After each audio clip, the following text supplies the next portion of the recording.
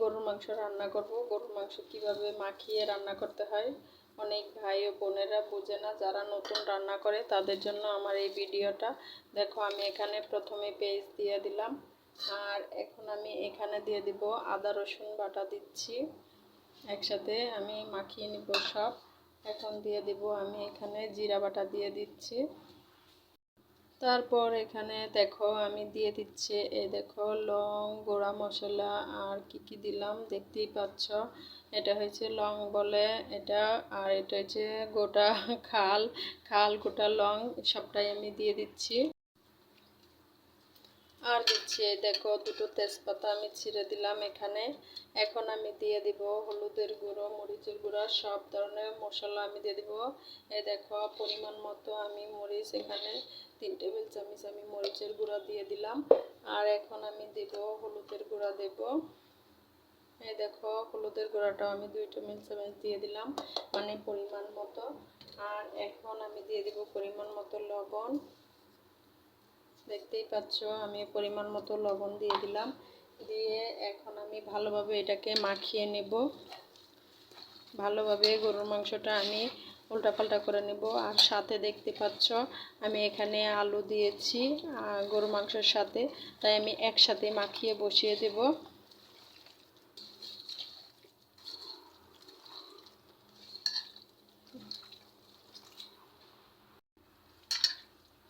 দেখতেই পাচ্ছ আমি এই তো কত সুন্দর করে মাখিয়ে নিলাম। এখন আমি এখানে কি দেওয়ার বাকি আছে তোমরা বলো তো। এখন আমি দিয়ে দেব তেল, কারণ তেলটা এখনো দেওয়া হয়নি। এই জন্য দেখো আমি এইভাবে করে তেলটা দিচ্ছি। দেখতেই পাচ্ছ কতটা তেল দিচ্ছি। এভাবে করে আমি তেলটা দিব। এখন আমি ভালোভাবে এটাকে আবার মাখিয়ে নেব। যেসব ভাই বোনেরা নতুন একদম মানে রান্না করতে পারো না, তাদের জন্য এই ভিডিওটা একদম সহজভাবে দেখিয়ে দিলাম। এক ভাই বলছিল কিভাবে মাছ মাংস রান্না করে, আমি জানি না আপু, তাই আমি বললাম যে আমার ভিডিওতে যে অবশ্যই দেখে আসবেন। আমি সেই ভাইকে উদ্দেশ্য করে বলছি অবশ্যই আমার ভিডিওটা দেখবেন, যে কত সহজ করে আমি আপনাকে বোঝানোর জন্য এই ভিডিওটা দিলাম। দেখেন এইভাবে করে সুন্দরভাবে মাখিয়ে নেবে, নিয়ে তারপরে সামান্য পরিমাণে ঝোলের পানি দিবে যেন মাংসটা সুন্দরভাবে কষানো হয়। এই দেখো এখন আমি পরিমাণ মতো পানিটা দিয়ে দিলাম।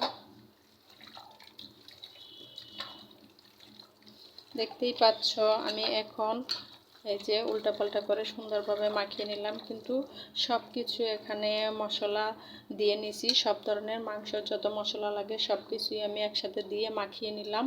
এখন আমি চুলায় নিয়ে যাব, চুলাতে যাই। এই তো দেখতেই পাচ্ছ আমি চলে এসেছিলাম চুলায়। এই তো এখন আমি এই তো চুলায় দিয়ে দিলাম।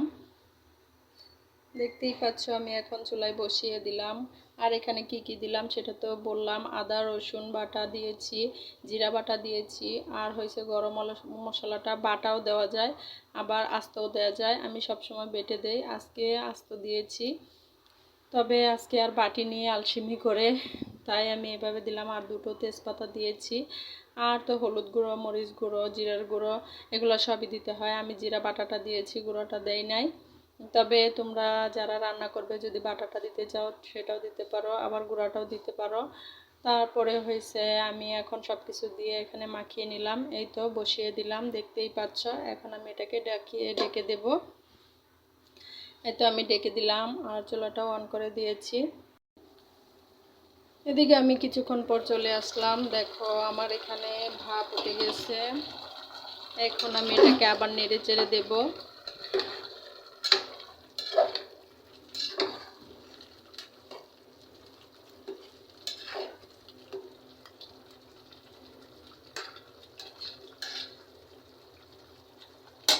দেখতেই পাচ্ছ আমি নেড়ে চেড়ে দিলাম, আবার ডেকে দেব যতক্ষণ পর্যন্ত সিদ্ধ না হয় ততক্ষণ পর্যন্ত আমি এভাবে ডেকে রাখবো।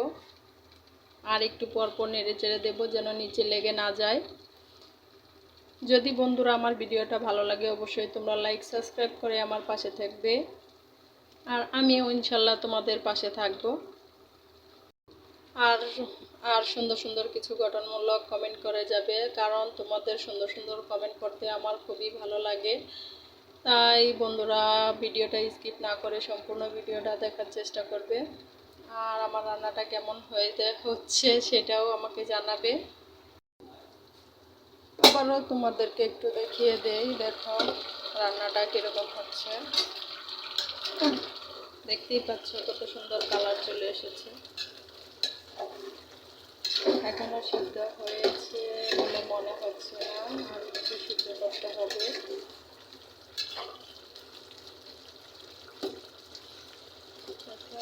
আস্তে আস্তে কালারটা চলে আসছে। যখন রান্নাটা হয়ে যাবে তখন একদম ফুল সিদ্ধ হয়ে যাবে। কালারটা আসলেই বুঝবে যে রান্নাটা হয়ে গেছে। চলো তোমাদের এখন দেখায় আমার মাংসটা কিরকম রান্না হলো। এই তো দেখতেই পাচ্ছ আমার রান্নাটা শেষ হয়ে গেছে। আজকের মতো এই পর্যন্তই। আল্লাহ হাফেজ।